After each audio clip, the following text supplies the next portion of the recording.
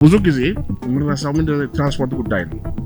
ጋምቤላ ባሮ ታያላችሁ። ባሮ ሰፊ ነው፣ ብቸኛ ደግሞ ትራንስፖርት አገልግሎት የሚሰጥ ነው። ወደፊት ምንድን ነው የምታስበው? በዚህ ከማል ከአዲስ አበባ አማካሪ ሳይላክ በነጻነት መንግስት ጉባኤ ጠርተን የራሳችን ፕሬዝዳንት የሰየመንበት የመጀመሪያ ትልቅ ድል ነው።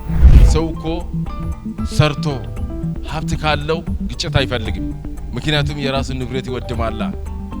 ዓለም አቀፋዊ የሆነ ግንዛቤ ያላቸው አገር አቀፍ ያለው ግንዛቤ ያላቸው እነዚህ ተደራጅቶ አንድ ቡድን ሆኖ ስለ ጋምቤላ ያለው ኢኮኖሚ ተንተና የሚሰጡበት የመንግስትና የህዝቦችን ችግር ለይተን በደንብ ፋይት ካደረገን እንደ ክልል ውጤት ይመጣል ብዬ ተስፋ አደርጋለሁ።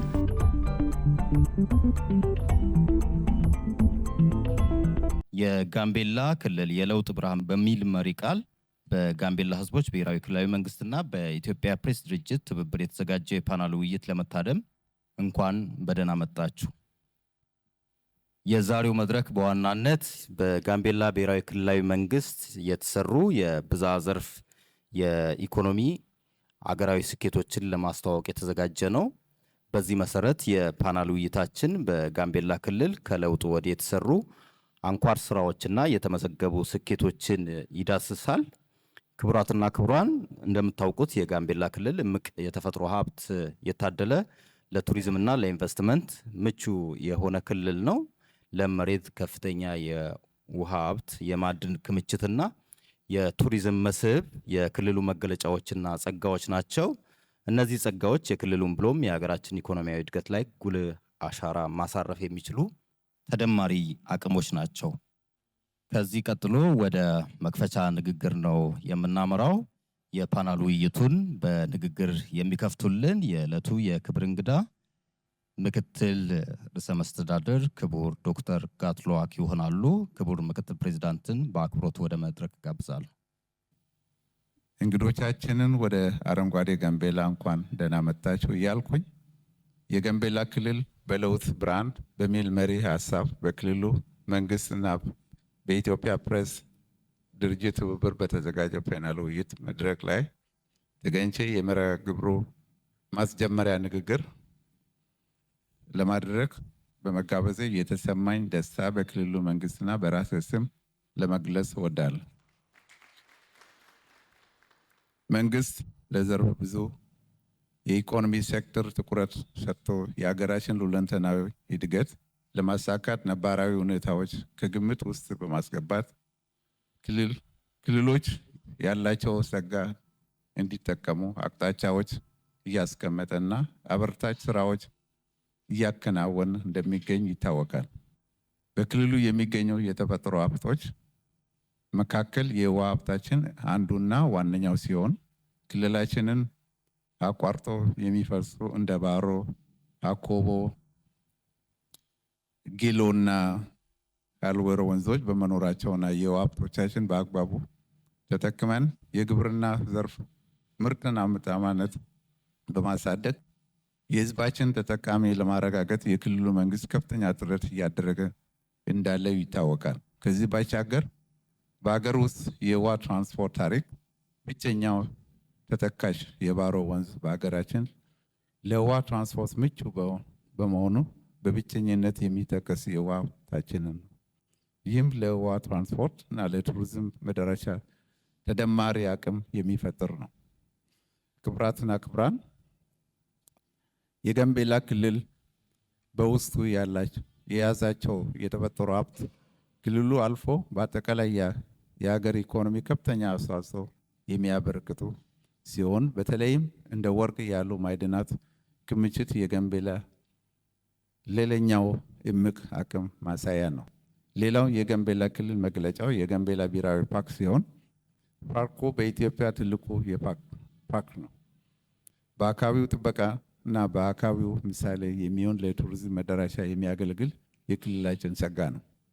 ከዚህም በላይ ከተፈጥሮ ሀብት ባሻገር የመንግስት የትኩረት አቅጣጫ የሆኑ ሌሎችም ወቅታዊ የልማት አጀንዳዎች አሉ። ከነዚህም መካከል በአሁኑ ወቅት በክልላችን የኮሪደር ልማት መሶብ የአንድ ማዕከል አገልግሎት፣ የተረጂነት መላቀቅ፣ ፋይዳ፣ ዲጂታል መታወቂያና የመሳሰሉት የመንግስት ኢኒሼቲቮች በከፍተኛ ትኩረት እየተከናወኑ ይገኛሉ። በዚህ ስራ ላይ በርካታ ወጣቶች የስራ ዕድል ተፈጥሮላቸዋል። በሌላ በኩል ከተሞች ሳቢና ለኑሮ ምቹ ሲሆን ኢንቨስትመንት በመሳብ ተጨማሪ የኢኮኖሚ አቅም የሚፈጠር በመሆኑ የኮሪዶር ልማቱ ስራ ሲጠናቀቅ ለከተማችንና ለክልላችን መልካም ገጽታ የሚያላብስ ስለሆነ በክልላችን ማዕከል የተጀመረው የኮሪዶር ልማት እስከ ገጠር ቀበሌዎች አጠናክረን የምናስቀጥል ይሆናል። በክልላችን የመሶብ አገልግሎት ተጀምሮ በርካታ መንግስታዊ አገልግሎት በኦንላይን አገልግሎት መስጠት ተጀምሯል። የዚህ ፓናል ውይይት ዋና ዓላማ አሁንም እየተካሄደ ላለው ሀገራዊ የለውጥ ጉዞ መነሻነት አስገዳጅ የነበረው ሁኔታዎች የለውጥ መንግስት ከመጣ በኋላ ክልላችን የተመዘገቡ ውጤቶችና በቀጣይ በክልላችን የመንግስት ትኩረት ከተሰጡ በሚሰራባቸው ቴክኖሎጂ አቅጣጫዎችና የልማት አጀንዳዎች ዙሪያ ህብረተሰባችን በቂ ግንዛቤ እንዲኖረው የራሱ ድርሻ እንዲወጣ ማስቻል ነው።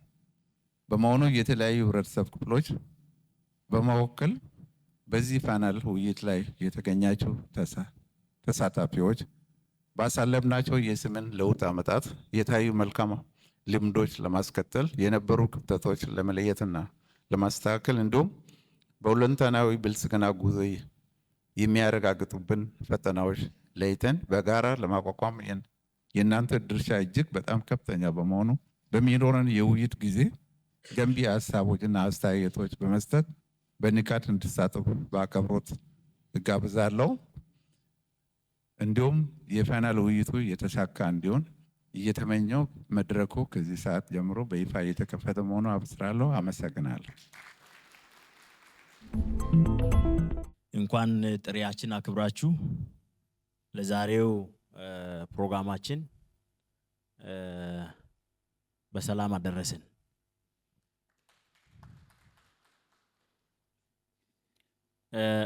እንግዲህ እንደምታውቁት ባለፉት 8 ዓመታት የነበረው ለውጥ ለጋምቤላ ክልል ትልቅ ብርሃን ያመጣ ተስፋ የሰጠ በአገራችን ምናልባት ለመጀመሪያ ጊዜ ጋምቤላ ክልል በሀገሪቷ ፖለቲካ ተሳትፎ ባለቤትነት እና እውቅና ያገኘበት የስርዓት ለውጥ ነው የመጣው። ይህንን የመጣውን የስርዓት ለውጥ ለክልላችን ለውጡ እንዲመጣ የተደረጉ ትግሎች አሉ። በእኛ ክልልም በሀገር ውስጥ ሁሉም አካባቢ ላይ ገፊ ምክንያቶች እንደነበሩት ሁሉ የራሱን የቻለ ጋምቤላ ክልልም ያሉ ህዝቦች ለዚህ ለውጥ ትግላቸውን አድርጓል፣ ከፍተኛ አስተዋጽኦ አድርጓል።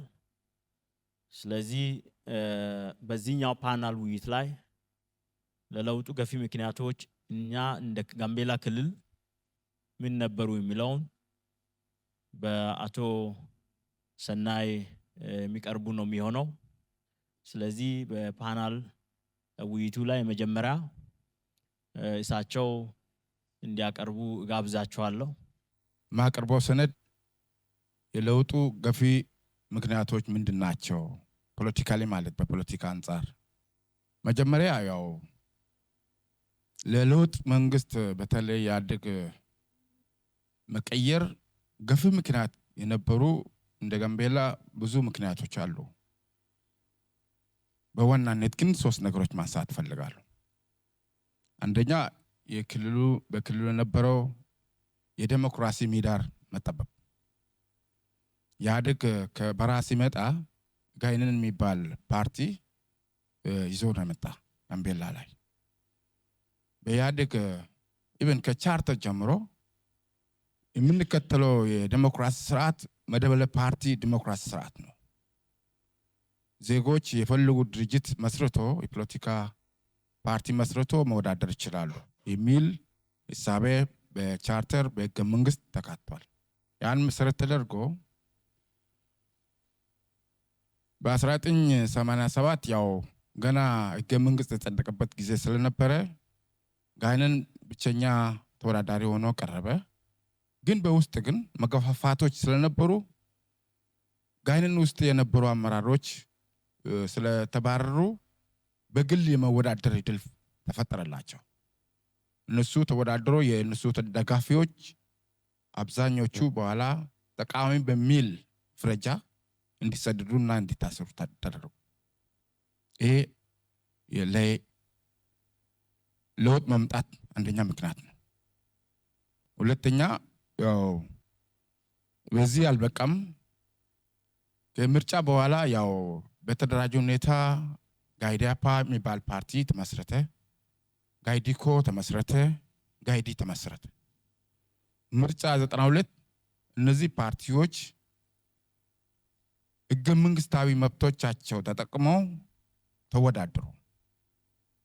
ከዛ እነዚህ ፓርቲዎች ተቃዋሚዎች ናቸው በሚል እንዲያውም በጎግና በጆር ወረዳ ሙሉ ወንበሮች በማሸነፍ እነዚህ የፓርቲዎች አመራር ወከባ ውስጥ ማድረግ ማዋከብ፣ በተለይ የጋይዲኮ አመራር ጠቅላላ እስር ቤት የገባበት የጋይዳፓ አመራር እስር ቤት የገባበት ሁኔታዎች ነበሩ።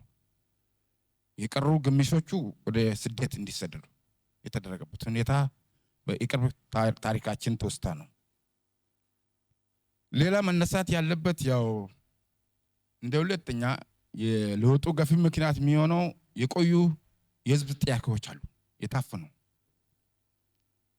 አንደኛ የውክልና ጥያቄ በጋምቤላ ውስጥ አለ። የጋምቤላ ህዝቦች ፍትሃዊ ውክልና በፌደራል መንግስት በፌደራል ፖለቲካ ውስጥ መኖር አለበት የሚል ጥያቄ ነበር።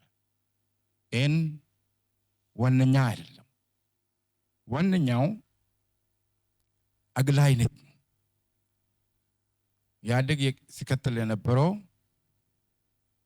የጋምቤላ ህዝብ በማህበራዊ መስረቱ አርሶ አደር አይደለም በሚል ሻንካላ ምክንያት አጋር ድርጅት ነው በፖለቲካ በአገር ፖለቲካ ውስጥ የመወሰን መብት መኖር የለበትም የሚል እንዲገለል ተደርጓል።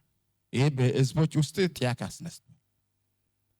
በመጀመሪያ አገራዊ ምርጫ ህዝብ ተወካዮች ምክር ቤት ሄዱነ ዋይናቶ አበራ እነ ዶክተር ኡጅሉ ተኮን ጥያቄዎች ሲያነሱ ነበር። እኛ በአገር ፖለቲካ ለምንድን ነው የማንሳትፈው?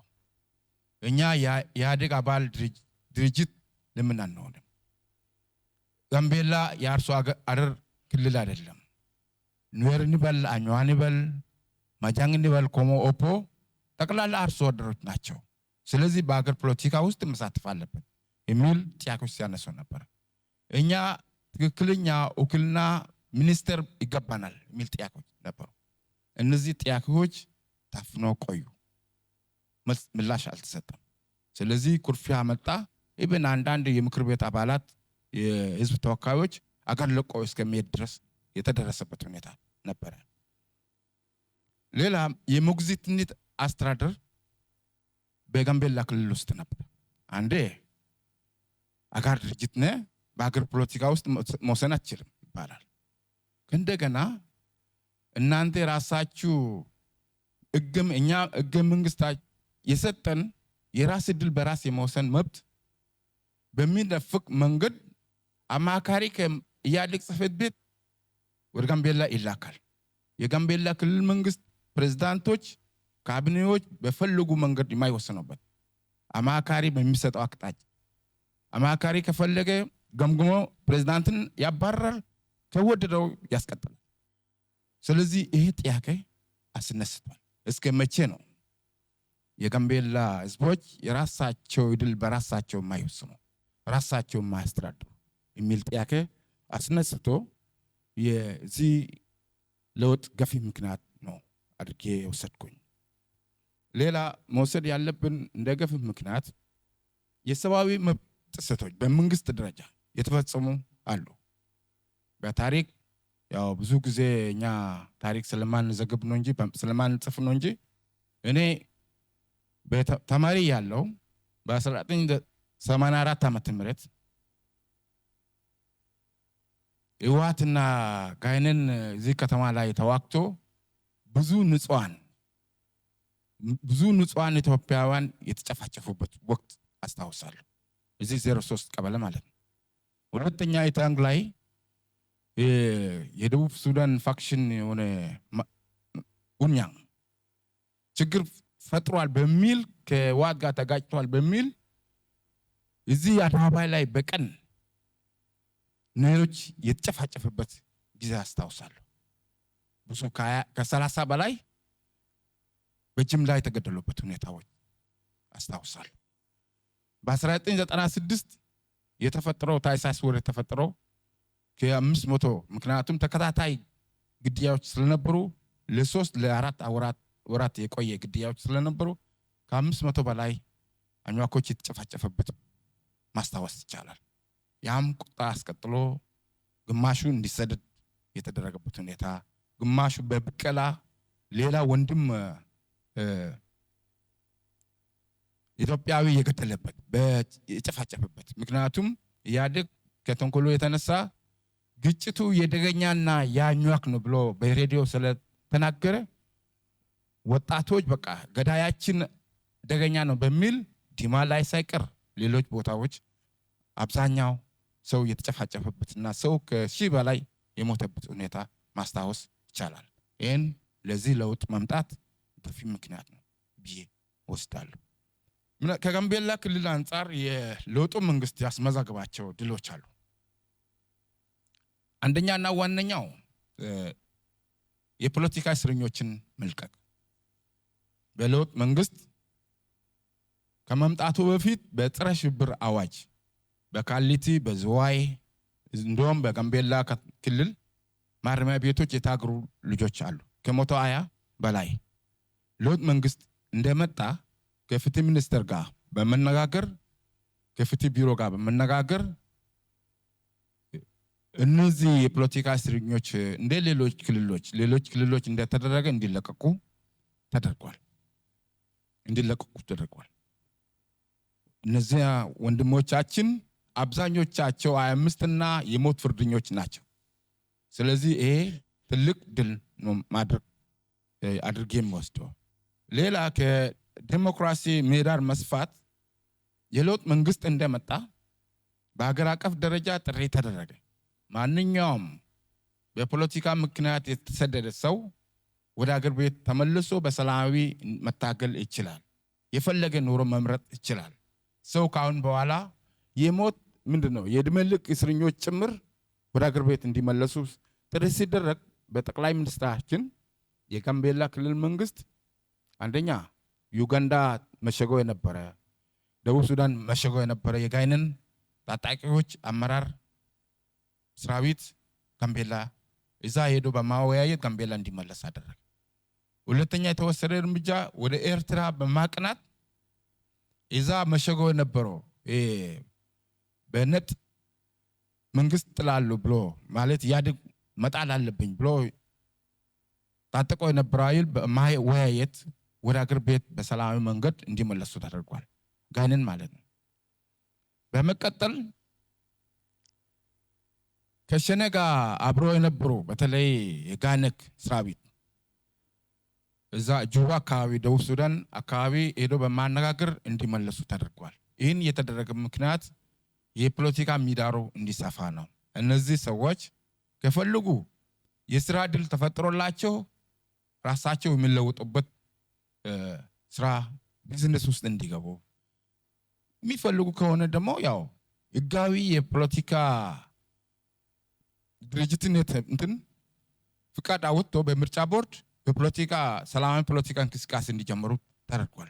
ይሄ ትልቅ የፖለቲካ ድል ተደርጎ መውሰድ ይቻላል። የፖለቲካ ምህዳር የማስፋት ሌላ መውሰድ ያለብን በክልሉ የአካታች የፖለቲካ ተጀመረ።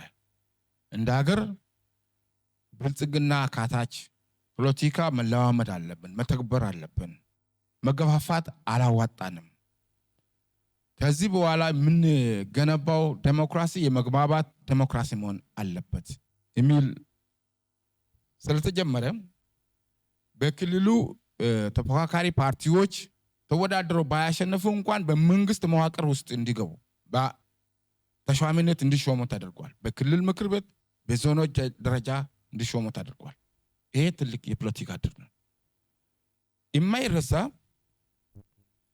በተለይ ከለውጥ በኋላ በተለይ 6ኛ ሀገራዊ ምርጫ ተጠናቅቆ ብልጽግና ፓርቲ በአሸናፊነት ከተወጣ በኋላ ለመጀመሪያ ጊዜ ከአዲስ አበባ አማካሪ ሳይላክ በነጻነት መንግስት ጉባኤ ጠርተን የራሳችን ፕሬዝዳንት የሰየመንበት የመጀመሪያ ትልቅ ድል ነው። ምናልባት ያው 5ኛ ድል ማድረግ የምንችለው በኋላ ጥያቄ ልታነሱ ትችላላችሁ። በመንግስት ደረጃ የሰብአዊ መብት ጥሰቶች ቆሟል ሙሉ በሙሉ። የለውጡ መንግስት ቀጣይ እንደ ጋምቤላ ትልሞቹ ምንድናቸው የሚል ነገር አንስቼ ማቆም እፈልጋለሁ። አንደኛ ጠንካራ ሀገረ መንግስት መገንባት። ስለዚህ ቀጣይ ትልሞቻችን ቀጣይ የጋምቤላ ለውጥ መንግስት ህልሞች የሚሆነው እውነተኛ ዴሞክራሲ ኦልሬዲ በ6ኛ ሀገራዊ ምርጫ መተከል ጀምረናል። በ7ኛ ሀገራዊ ምርጫ የተተከለው ዴሞክራሲ የማጥለቅ የማላቅ ስራዎች እንሰራለን። ቀጣይ 8ኛና 9ኛ ዴሞክራሲ በጋምቤላ ክልል ውስጥ የማጽናት ስራዎችን ነው የምንሰራ። ይሄ ትልቅ ህልማችን ነው። እንዲህ ስንሰራ ታሳቢ የምናደርጋቸው ነገሮች አሉ። ዴሞክራሲ እንደ ጋምቤላ ክልል ብቻው ብዙ ትርጉም ላይሰጥ ይችላል። ጋምቤላ ክልል የብዙ ማንነት ክልል ነው። ጋምቤላ ክልል ብዙ ቋንቋ አለ፣ ብዙ ባህል አለ፣ ብዙ ሃይማኖት። ስለዚህ ህብረ ብሔራዊ አንድነትን በጣም ይጠይቃል ማለት ነው። እንደ ጋምቤላ ክልል ህብረ ብሔራዊ አንድነት እኛ ከሚያለያዩን ጉዳዮች ይልቅ የሚያስተሳስሩን ነገሮች ይበልጣል የሚል ነው። አብሮነት ያስፈልገናል፣ መከባበር ያስፈልገናል፣ እኩልነት ያስፈልገናል፣ ፍትሃዊነት ያስፈልገናል የሚል ሐሳቦች ቀጣይ ትልሞቻችን ይሆናሉ የሚል ሐሳብ ለመስጠት ነው። አመሰግናለሁ። አቶ ሰናይ አኩር በጣም እናመሰግናለን። በጣም ጥሩ አድርጎ ነው ጽሁፋቸውን ያቀረቡት። በዚህ መሰረት አቶ ጃክ ዮሴፍ ጽሁፋቸውን የሚያቀርቡ ነው የሚሆነው። እሳቸውን ጽሁፋቸውን እንዲያቀርቡ ጋብዛለሁ። አመሰግናለሁ። አመሰግናለሁ። ክቡር መድረክ አወያይ፣ ክቡር ምክትል ርዕሰ መስተዳድር፣ የተከበራችሁ ታዳሚዎች፣ ክቡራና ክቡራት፣ ከሁሉም አስቀድሜ ብልጽግና ፓርቲ መወከል የኢኮኖሚ ዘርፍ እና ባለፉት የለውጥ ዓመታት የተመዘገቡትን ውጤቶች ለማቅረብ እድል በማግኘቴ የተሰማኝ ልባዊ ደስታ በራሴና በፓርቲ ስም ለመግለጽ እወዳለሁ።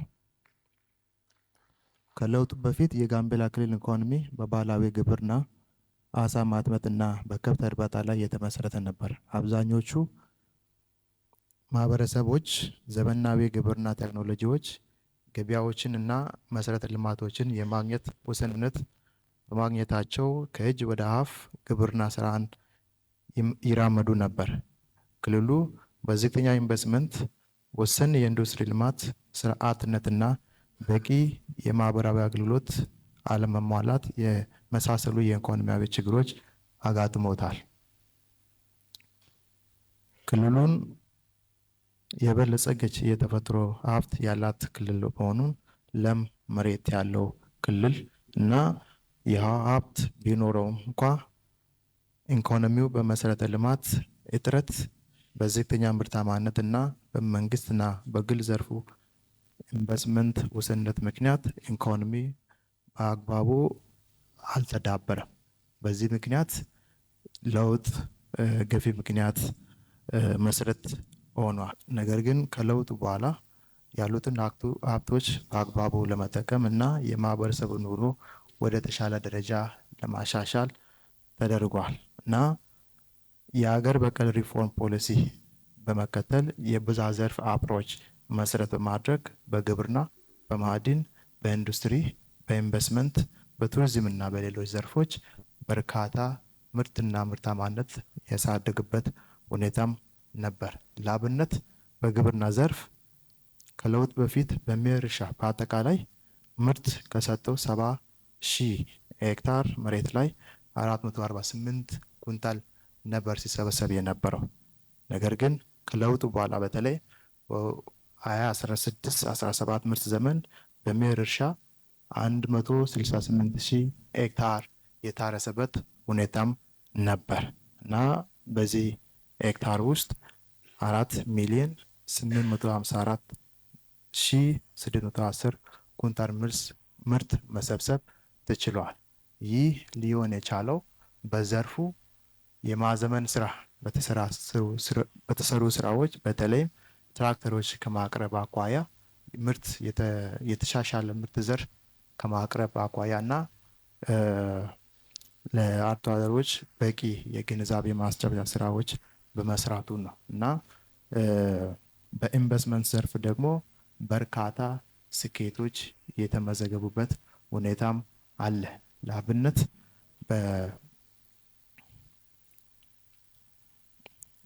በ2017 በጀት ዓመት ለ223 አዲስ ኢንቨስትመንት ፍቃድ ከተሰጡት ውስጥ 3 ቢሊዮን ገቢ የተሰበሰበበት ሁኔታም አለ። እሱን አፈጻጸም በምናይበት ጊዜ የ187 እድገት ያሳያል። እንዲሁም በማዕድን ልማት ከለውጥ በፊት ለብሔራዊ ባንክ ሲገባ የነበረው የወርቅ በኪሎግራም 1000 ኪሎግራም እንደነበር ሁላችን የምናስታውስ ይሆናል። ነገር ግን ከለውጡ በኋላ በተለይ በ2017 ምርት ዘመን ወይም በጀት ዓመት 5,000 ኪሎግራም ወርቅ ለብሔራዊ ባንክ ማስገባት ተችሏል። ይህንን አንዱ ካስመዘገብናቸው ስኬቶች ነው። ሌላው ፓርቲያችን ትኩረት አድርጎ ከሰራባቸው ጉዳዮች የኑሮ ውድነት የመቀነስ ግባችን ነው። ኑሮ ሁኔታን ማሻሻል የግለሰቦችና የማህበረሰቦች ህይወት ጥራት ለማሻሻል መሰረታዊ ፍላጎቶችን እና እድሎችን በተሻለ መንገድ ለማድረስ የሚደረገው ጥረት ያመላክታል። ይህም የጤና አጠባበቅ፣ የትምህርት፣ ንጹህ መሰረተ ውሃ፣ የምግብ ዋስትና ማረጋገጥ፣ የስራ ስምሪት፣ የመሰረተ ልማት ዝርጋታና የመሳሰሉት ጉዳዮች ያካትታል።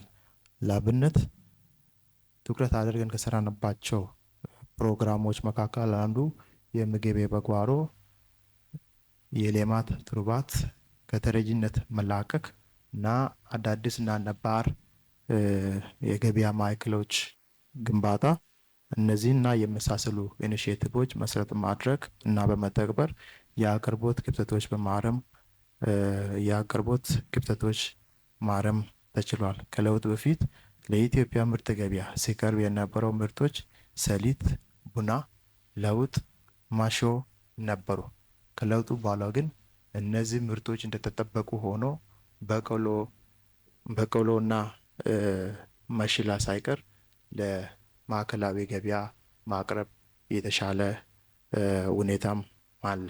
ሶስተኛው ከስራ ዕድል ፈጠራ ጋር ተያይዞ የስራ ዕድል አቅርቦት በአንድ ማህበረሰብ ወይም አገር ውስጥ ለግለሰቦች የስራ ዕድል መፍጠር እና መስፋፋትን ያመለክታል። በኢንቨስትመንት፣ በንግድ ልማት፣ በትምህርት እና በክህሎት ስልጠና ስራዎች ለመፍጠር በመንግስት በግል ዘርፍ እና በድርጅቶች የሚደረገው ጥረት ያካትታል። የስራ ዕድሎች ፈጠራ የስራ አጥነት ለመቀነስ፣ የገቢ ደረጃን ለማሻሻል፣ የኑሮ ደረጃን ለማሻሻል እና የኢኮኖሚና ማህበራዊ ልማት ለማስፋፋት ይረዳል።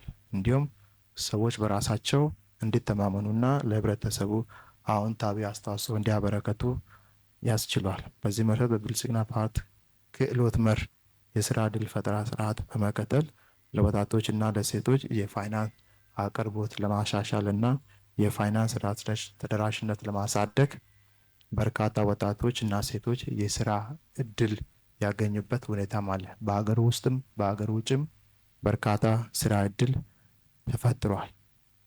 በተመሳሳይ ፓርቲያችን ትኩረት አድርጎ ከሰራባቸው ጉዳዮች መካከል ሌላው የገቢ አቅም የማሳደጉ ነው።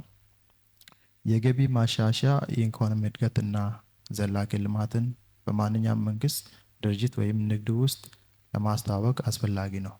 ስለዚህ በክልላችን በተደረጉ ርብርቦች ከለውጥ በፊት የክልሉ ገቢ በሚሊዮኖች ነበር ሲሰበሰብ የነበረው። ነገር ግን ከለውጡ በኋላ በተደረገው የገቢ አሰባሰብ ማሻሻያዎች በ2017 3 ቢሊዮን 177 ሚሊዮን 644,310 ብር መሰብሰብ ተችሏል። የትምህርት መሰረተ ልማቶች በማስፋፋት ተማሪዎች ወደ ትምህርት እንዲገቡ በማድረግ የትምህርት ምገባ ፕሮግራሞች በማስፋት እና የትምህርት ግብዓቶች እና ቁሳቁስ በማቅረብ የትምህርት ምጣኔና እድገት ያሳደግንበት ሁኔታም አለ። በጤናም ዘርፍ ደግሞ አዳዲስ ጤና ኬላዎች እና ጤና ጣቢያዎች በመገንባት አዳዲስ ፕራይሜሪ ሆስፒታሎች በመገንባት የጤና ግብዓቶች በማቅረብ በርካታ ስኬቶች ያስመዘገብንበት ሁኔታም አለ እና በአገር ይሁንና በክልል ጤናማ ማህበረሰብ ለመፍጠር ረገድ ብዙ ጥረቶች እየሰራ እንደሆነ ብዙ አመላካች ውጤቶች ማስመዝገብ ችለናል። በአጠቃላይ በክልሉን በፖለቲካም ዘርፍ የፖለቲካ ዘርፉን ወይም የፖለቲካ ምህዳሩን ለማስፋት በርካታ ስራዎች የተሰሩበት ሁኔታም ነበር፣ ሁኔታም አለ። በአጠቃላይ እንደ ክልል ከለውጡ በኋላ ብዙ ስኬቶች የተመዘገበ እንደሆነ ብዙ አመላካች ዝርዝር ስራዎች አሉ በየዘርፉ ቅድም እንደጠቀስኩት። እነዚህ ስኬቶች ቀላል በማይባል ሁኔታ እንገኛለን። ለቀጣይ እነዚህ ስኬቶች በማስቀጠል ትልቅ ቁመናችን እና ትኩረታችን ሆኖ የምንሰራ ይሆናል ማለት ነው። ጃክ ዮሴፍን በጣም እናመሰግናለን። ጽሁፋቸውን ሰዓታቸውን ተጠቅሞ በጣም በርካታ ጉዳዮችን ነው ያነሱት። በመቀጠል ዶክተር አቤል አሰፋ ጽሁፋቸውን ያቀርቡ። አመሰግናለሁ። እጅግ አድርጌ አመሰግናለሁ። እንኳን ለዚህ ወሳኝ መድረክ በሰላም መጣችሁ። እንግዲህ ዛሬ እያደረግን ያለነው ውይይት ከለውጡ ማግስትና ከለውጡ በኋላ የተገኙ ስኬቶችን እኔም የተወሰኑ ነገሮችን በተለይ ከማህበራዊ ዘርፍ አንስቼ የወደፊት አቅጣጫዎችን ለማስቀመጥ ሞክራለሁ። እንግዲህ የለውጡ መንግስት ሁለንተናዊ ብልጽግናን ለማረጋገጥ እየሰራ ያለ መንግስት ነው። ሁለንተናዊ ብልጽግና ስንል በኢኮኖሚ፣ በፖለቲካ፣ በማህበራዊ ዘርፍ ብልጽግናን ማምጣት ነው። ይህንን እውን ለማድረግ በርካታ ስራዎች እየተሰሩ ይገኛል። እንግዲህ በትምህርት ዘርፍ ልማት ዘርፍ ካየን ብዙ ስራዎች ተሰርተዋል። እንግዲህ ለ28 ዓመታት የቆየ የትምህርት ፖሊሲ እንዲሻሻል ተደርጓል። ይህም ከዚህ ጋር ተያይዞ የበርካታ መምህራንና የትምህርት አስተዳደር ዘርፍ ላይ ያሉ አካላት እንዲሰለጥኑ ተደርጓል። ለምሳሌ እንደ ክልላችን ወደ 1200 የሚሆኑ በትምህርት ዘርፍ የሚሰሩ አካላት እንዲሰለጥኑ የተደረገበት ሁኔታ ነው ያለው።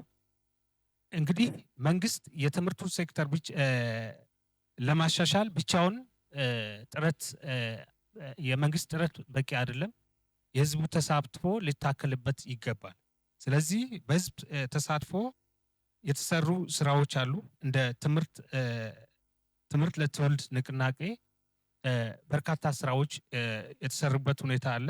ለምሳሌ በዚህ ንቅናቄ ወደ 150 በላይ ተጨማሪ የመማሪያ ክፍሎች እንዲሰሩ ተደርጓል፣ ከለውጡ ወዲህ ማለት ነው። እንደዚሁም ወደ 94 የሚሆኑ ትምህርት ቤቶች እድሳት ተደርጎባቸዋል።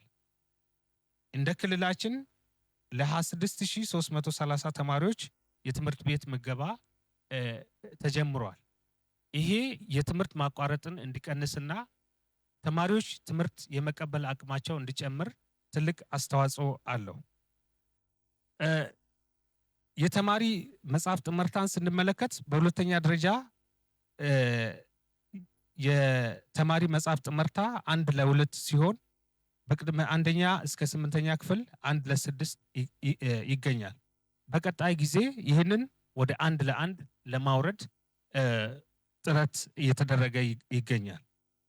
እንግዲህ ሌላው ትውልድን ከታች ጀምሮ በሀገር ፍቅር በስነ ምግባርና በእውቀት በኪሎት ልቆ እንዲቀረጽ ለማድረግ የቅድመ አንደኛ ትምህርት ቤቶች ከ187 ወደ 268 ማድረስ ተችሏል። ቅድመ አንደኛ ደረጃ ትምህርት በልዩ ሁኔታ የተሻለ ትምህርት ሲያገኙ ነው። ሌላው የዲጂታል መሰረተ ልማት ነው። እንግዲህ በበርካታ ትምህርት ቤቶች የኮምፒውተር ላቦራቶሪዎች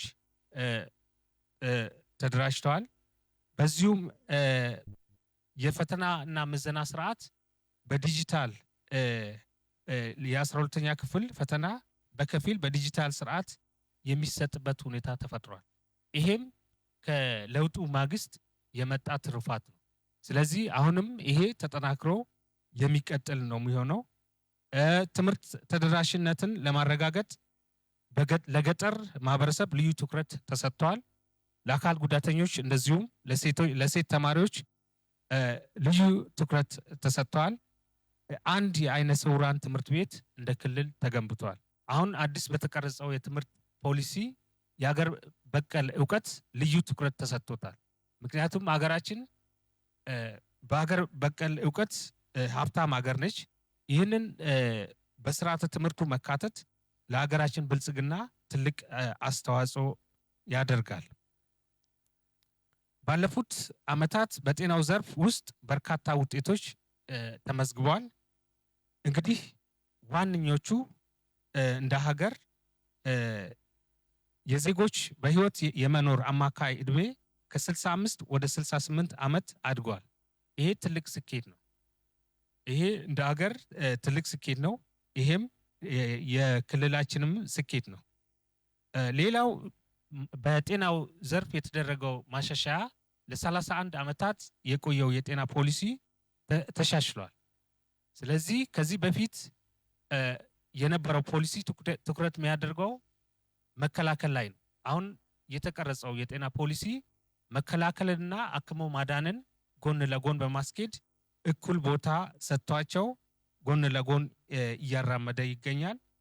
እንግዲህ እንደ ክልል የእናቶች ሞት ባለፉት ዓመታት ከ0.14 ወደ 0.1 ማውረድ ተችሏል። እንግዲህ ይሄ ትልቅ ጥረት ነው።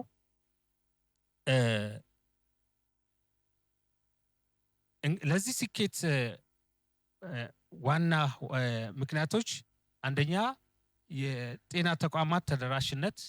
እንግዲህ በበርካታ የክልላችን ወረዳዎች በቂ የጤና መሰረተ ልማት ተዘርግቷል። የእናቶች ማቆያዎች መገንባታቸው፣ የአምቡላንስ ስርጭት መጨመር ለዚህ ትልቅ አስተዋጽኦ አድርጓል። ሌላው የህብረተሰቡ ግንዛቤ እየጨመረ መምጣት፣ ህብረተሰቡ በተለያዩ ዘርፎች ግንዛቤ እያገኘ በመሆኑ ለዚህ አስተዋጽኦ አድርጓል።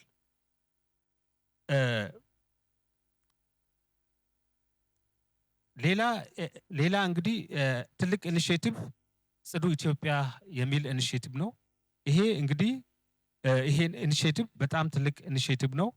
እንደ ሀገር በ102 ወረዳዎች እየተተገበረ ሲሆን እንደ ጋምቤላ ክልል በ3 ወረዳዎች እየተተገበረ ይገኛል። ይህ ኢኒሼቲቭ የህብረተሰባችን የንጽህናን የመጠበቅ ባህል በከፍተኛ ሁኔታ እንዲሻሻል አድርጓል። በተሰሩ ስራዎች ሜዳ ላይ ከመጸዳዳት ነፃ የሆኑ ቀበሌዎች ሽፋን 20% ማድረስ ተችሏል። ይሄ እንግዲህ ኢኒሼቲቭ ወደ ሌሎች ወረዳዎች ማስፋት ስንችል ምን ያህል ውጤታማ እንደሚያደርግ ማሳያ ነው ማለት ነው።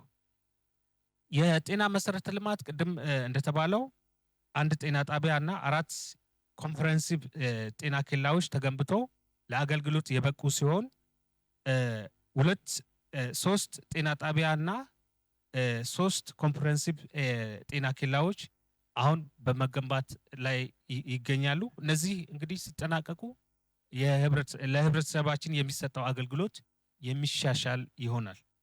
ሌላው እንግዲህ አንድ ትልቅ ትኩረት የተሰጠበት ኢኒሼቲቭ የማህበረሰብ አቀፍ ጤና መድን ነው። እንግዲህ ይሄ ኢኒሼቲቭ ዜጎች ከኪስ የሚወጣውን ወጪ ለመቀነስ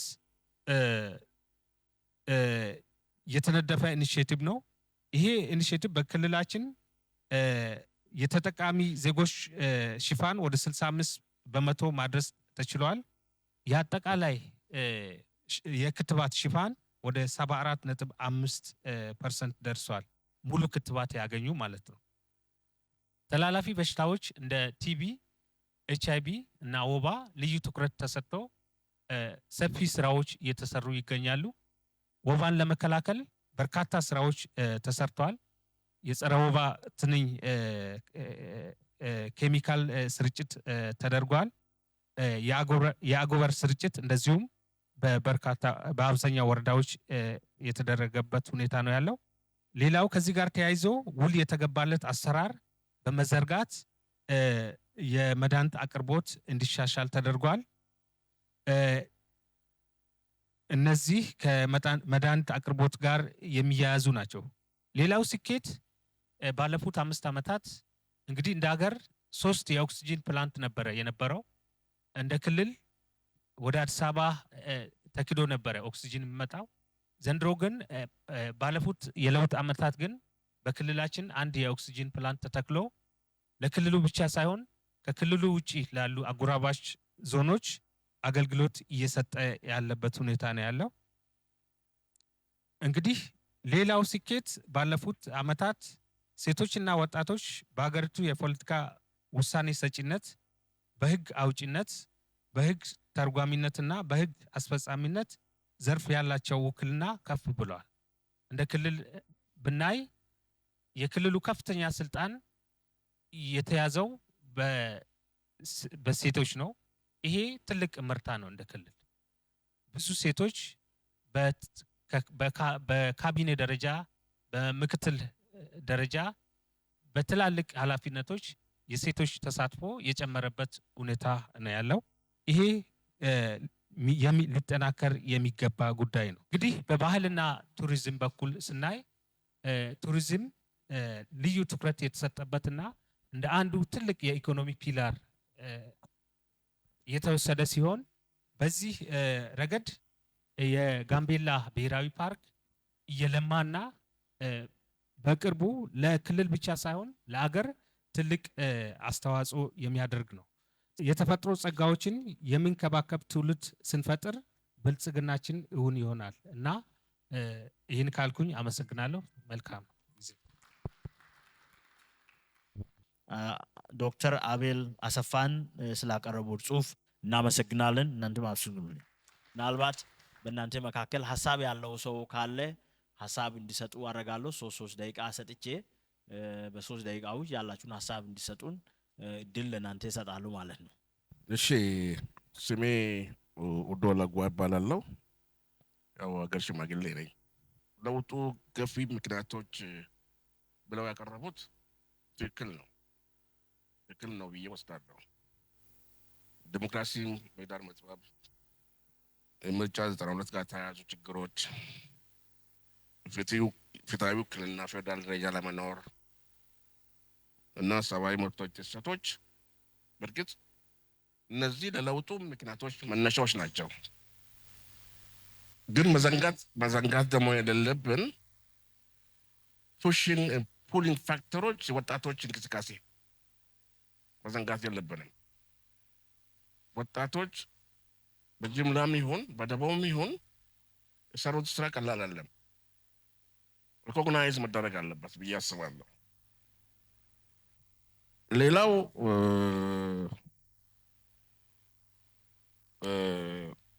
የተገኙት ውጤቶች፣ ትሩፋቶች የሚለው ላይ ጥሩ ነው ጃክ ዮሴፍ ያቀረበው። እኔ ጋምቤላ ሪሊ ብዙ ጊዜ የምረሳው ምንድነው ትራንስፖርት ጉዳይ ነው። ወንዝ ትራንስፖርት ይሄ በእቅድ በዕልም መያዝ አለበት። ጋምቤላ ባሮ ታያላችሁ። ባሮ ሰፊ ነው። ብቸኛ ደግሞ ትራንስፖርት አገልግሎት የሚሰጥ ነው።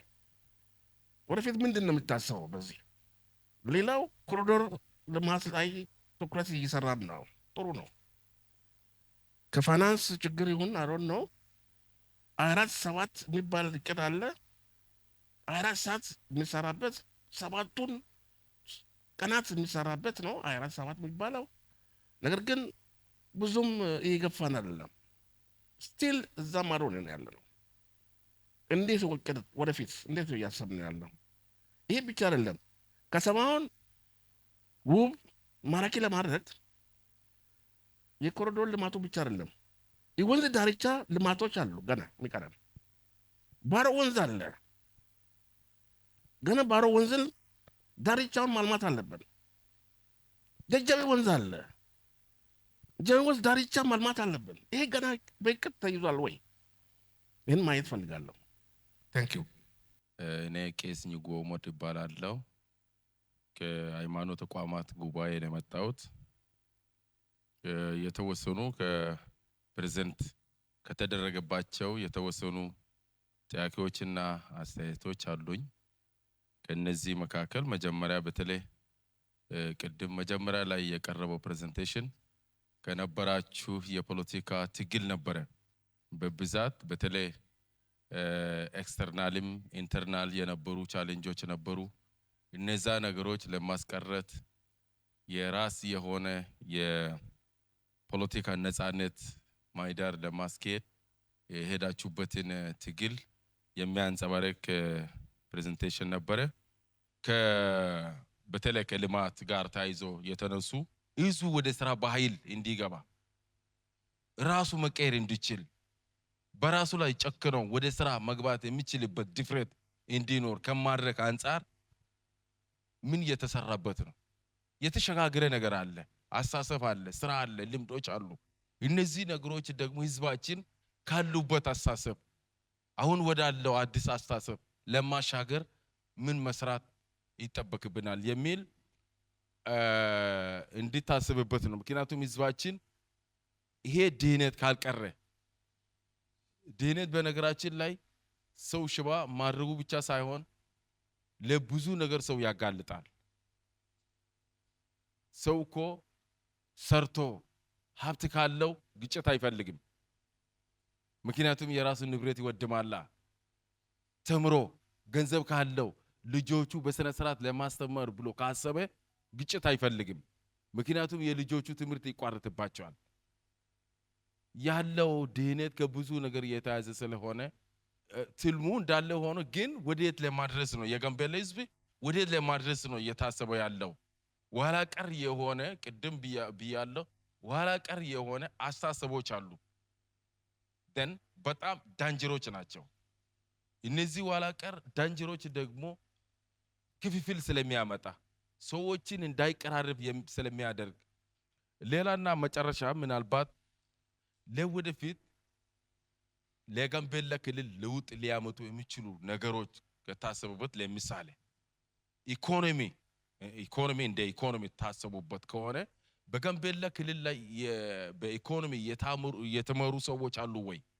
እነዚህ የተመሩ ሰዎች ምሁራን በትክክል የተመሩ ዘለው እየገቡ አይደለም።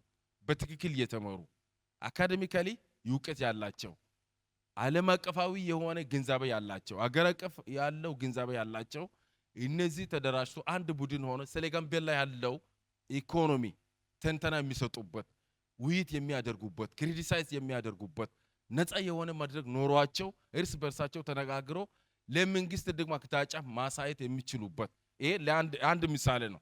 በሌላ ዘርፍ ሊኖር ይችላል።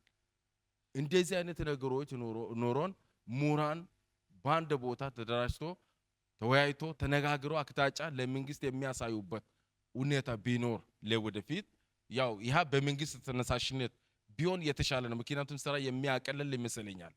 ይሄንን ያለኝ ሐሳብ ይሄንን አመሰግናለሁ። ፓስተር አያና የሃይማኖት አባት ነኝ። ክልላችን እንደምታወቀው ሆስፒታሎች አሉት፣ ጤና ጣቢያዎች ተገንብተዋል። እንደ አንድ ነዋሪኛ እንዲሁም እንደ ተጠቃሚ ክፍተቶች አሉ። ለምሳሌ ያህል ጤና መድንን በተመለከተ ጤና መድን ወርዶሃል፣ አገር አቀፍ ነው፣ ክልል አቀፍም ነው። ሰዎች ደፍተሩን ወስደዋል። ግን በአገልግሎቱ ዙሪያ ያለው ነገር ክፍተቶች አሉ። በሱ ዙሪያ ባለድርሻ አካሉ ቢሰራበት ባይነኝ።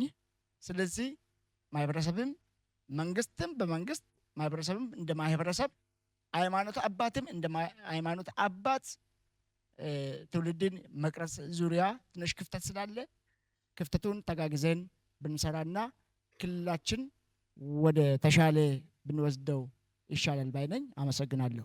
ብዙ የተማሩ ሰዎችም መንግስት ሰራተኛም እንዲሁ ገበሬዎችም የሆም የሆነ የራሱ ቤዚክ የሆነ ኢኮኖሚ ማያዝ አልቻሉትም፣ ይሄንን ቻሌንጆችን ለማሸነፍ ማለት ነው።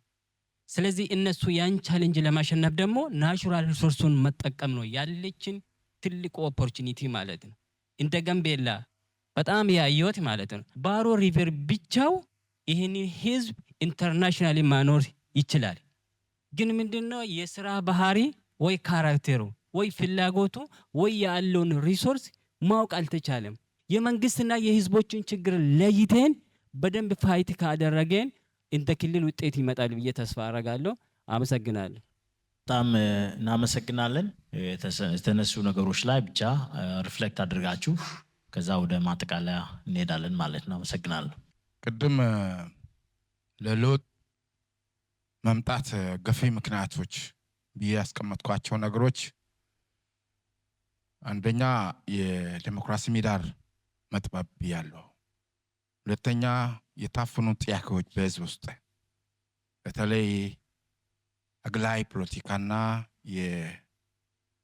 የሙግዚት አስተዳደር በጋምቤላ ክልል ውስጥ መኖር፣ የሰብአዊ መብት ጥሰቶች፣ እነዚህና ሌሎች ለለውጡ ገፊ ምክንያቶች ናቸው። እንደ ጋምቤላ ክልል ምናልባት አባታችን አቶ ዶል የጠየቁት ነገር ትክክል ነው። መዘንጋት የሌለብን ነገር አለ። ዘመን አመጣሽ መረጃ ስርጭት መውሰድ እንችላለን። በአሁኑ ወቅት ያው በማስ ሚዲያ ብቻ አይደለም፣ በሶሻል ሚዲያ ሰው የፈለገ ነገር ማሰራጨት ይችላል። የተዛባ መረጃ ያሰራጫል። አውዳቸው የሳቱ መረጃዎች ያሰራጫሉ። ሐሰተኛ መረጃዎች ሆን ብሎ ያሰራጫሉ። ያልተፈጠረ ነገር ተፈጥሯል ብሎ ማለት ነው። ስለዚህ እነዚህ ነገሮች ተጽዕኖ አላቸው። እነዚህ ነገሮች ያው በምን መንገድ መስተካከል አለበት የሚለው ያው በጋራ ሁላችን መጻፍ ማንበብ የምንችል ሰዎች እያንዳንዱ የሚለጥፉ መረጃዎች ትክክለኛነታቸውን ሳናረጋግጥ ወደ ለሆነ ውሳኔ ውስጥ መግባት የለብንም የሚል ነገር ነው። እንደ አጠቃላይ እኔ እጅግ አድርጌ ነው የማመሰግናቸው። ታንኪዩ። በድጋሜ አመሰግናለሁ። ከጊዜ አንጻር የተነሱትን ጥያቄዎች ትኩረት አድርጌ ማብራሪያ ሰጣለሁ። ከኑሮ ውድነት ጋር ተያይዞ በተለይ ቅር የሚሉት ነገሮች መኖሩ እሱን እንደ ጥያቄ ትክክል መሆኑ ተገንዝቦ ግን በዋናነት ከኑሮ ውድነት ጋር ተያይዞ ሁለት መሰረቶች መገንዘብ ያስፈልጋል። አንደኛው የምርትና ምርታማነት ማሳደግ ጉዳዩ ነው። ሁለተኛው የመግዛት አቅሙ ነው። ምርትና ምርታማነት ከማሳደግ አኳያ ለገበያ የሚቀርብ ምርት ከሌለ ዋጋ ግሽበት መከተቱን አይቀርም። ስለዚህ ለዛ ነው መንግስታችንና ፓርቲውም ምርት እናሳደግ ያለው። ምርትም ለማሳደግ ብዙ ኢኒሼቲቭ ያወረደ ዋና ምክንያት ለዚህ ነው። ከዚህ ቀደም ከእጅ ወደ አፍ የነበረው ስርዓት ወጥተን አምርቶ ለገበያ ለማቅረብ እንዲያስችልን ዜጎች በረከሰ ዋጋ ምርት ገበያ ላይ እንዲያገኙ ከማድረግ አኳያ ነው። በሌላ በኩል ደግሞ ዜጎች የመግዛት አቅም ቢኖራቸው እንኳ ገበያ ላይ ምርት የማያገኙ ከሆነ የዋጋ ግሽበት መከተቱም አይቀርም። እዚህ ላይ ያበቃለሁ። አመሰግናለሁ። ዋናውና ትልቁ ጉዳይ እንደ ጋምቤላ ክልል አንዱ የዲሞክራሲ ምህዳር መጥበብ ችግር እንደነበረ አንስተዋል። በተለይ ደግሞ በክልሉ ሲንቀሳቀሱ የነበሩ የፖለቲካ ፓርቲዎች በጅምላ የመፈረጅና በነፃነት ሀሳባቸውን እንዳይገልጹ ሲደረግ እንደነበረ፣ እሱ ብቻ ሳይሆን ብዙ ዜጎች ከተቃዋሚ ፓርቲዎች ጋር ንክኪ ያላቸው በሚል ጅምላ እስሮችና እንግልቶች ሲፈጸሙ እንደነበረ፣ በተለይ ደግሞ በክልሉ ሲንቀሳቀሱ የነበሩት የፖለቲካ ፓርቲዎችና ለክልሉ ሲታገሉ የነበሩ በሽብር ወንጀል ተከሶ መሪዎቻቸውና አባሎቻቸው በአገር ውስጥም ሌሎቹ ደግሞ ወደ ውጭ ሀገር ወጥቶ በትግል የቆዩባቸው ሁኔታዎች እና ብዙ እንግልት ሲደርስ እንደነበረ እና በሚፈጸሙ ብዙ ጊዜ በሚፈጸሙት በዚህ በጅምላ ፍረጃዎች በሽብር የተለያዩ ዜጎች እስርና እንግልት ሲደርስባቸው እንደነበረ ይሄ አንዱ እንደ ጋምቤላ ክልል ለለውጡ ገፊ ምክንያት ነበር የሚል ነው። ከስርዓቱም በተለይ በጣም ከፉክክር የነበረበትና መገፋፋት ከነበረበት ፖለቲካ ወደ ትብብር እና ወደ ጋራ ወደ ትብብር መቀየሩን ነው ያስቀመጡት። ቀጣይ ጠንካራ ክልል ለመንግስት መገንባት ያስፈልጋል ብሎ መጨረሻ ላይ ምክረ ሀሳብ አስቀምጧል። ጠንካራ መንግስት በተለይ ተቋማት ጠንካራ መሆን አለባቸው። የፍትህን፣ የጸጥታም፣ የዲሞክራሲ ስርዓት ተቋማትም ቢሆን ገለልተኛ ነፃ ሆኖ ህዝብን የሚያገለግሉ መሆን አለባቸው የሚል ምክረ ሀሳብ መጨረሻ ላይ የሰጡበት ሁኔታ አለ። ቱሪዝምም በጣም ትልቅ እምቅ ሀብት አለን። ምናልባት የክልሉ ውስጥ የነበረውን የጋምቤላ ብሔራዊ ፓርክ አሁን ባለው ሁኔታ በጣም ለውጥ የመጣ ወደ አገልግሎት እንዲገባ ከፍተኛ ርብርብ በአፍሪካን ፓርክስ እንደ ሀገር ጋር ተፈራርሞ ወደ ስራ የገቡበት ሁኔታ እንዳለ ያስቀመጡበት ሁኔታ አለ። አመሰግናለሁ።